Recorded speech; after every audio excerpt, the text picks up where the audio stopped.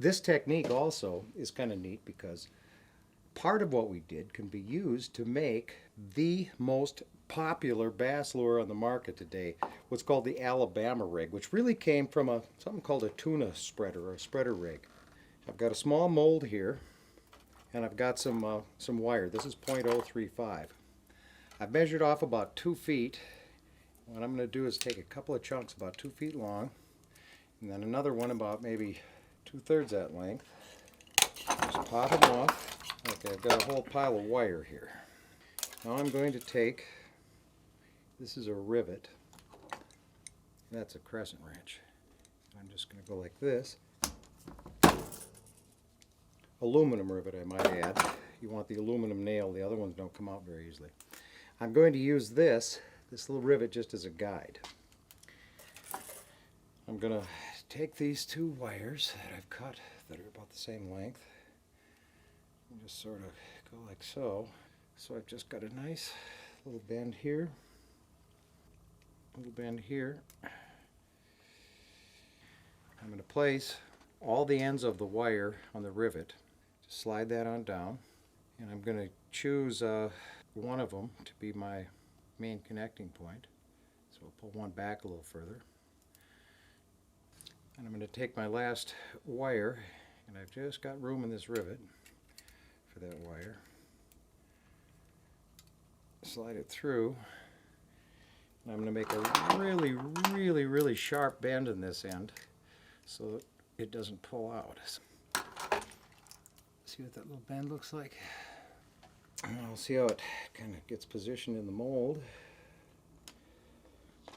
And I'm going to take a crimp just to hold it in place so it doesn't move any place. I'm going to dust this mold with a little bit of powder.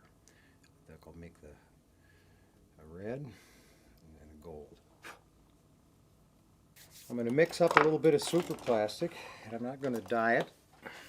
This stuff is just a little bit heavier than water.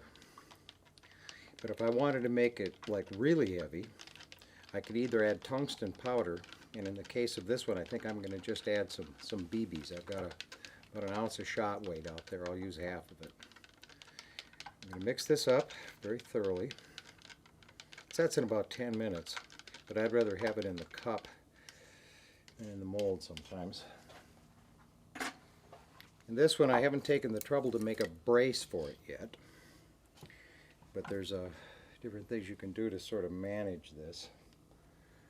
One of them is to put a washer around it, or I could put another rivet up here to keep them straight. In this case I'm just going to kind of pour it and hold it.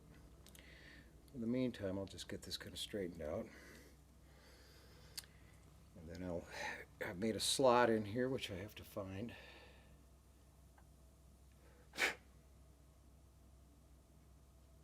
I am there. And I'm going to pour this only to the depth of my top of my rivet.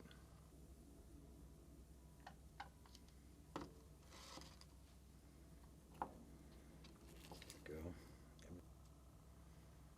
I can tell this stuff is just about ready to set up, so I'm going to dump my BBs in right now.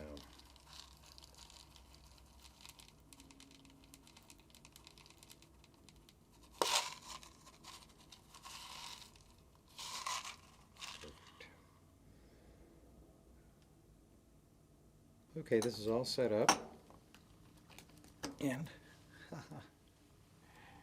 there's the head on our Alabama rig. Looks kind of like a rainbow trout, doesn't it? Now I'm going to quickly, I've mixed up some 5-minute epoxy here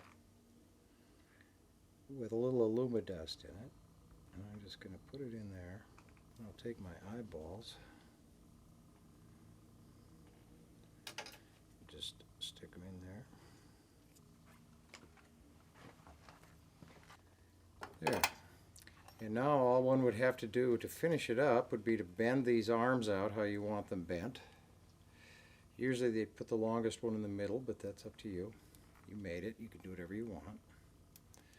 These would be spread out, and if you don't know what this is, go to any of the magazines or internet and look up Bama rig or Alabama style rig, spreader rig. There we go. Now there would be a swim bait or something, maybe even a spinner blade, whatever you want, tied to each one of these things. Some may or may not have hooks in them, maybe they all do. But anyway, this is what it looks like when you get done. Really, really simple. Make any head shape that you want, or any weight.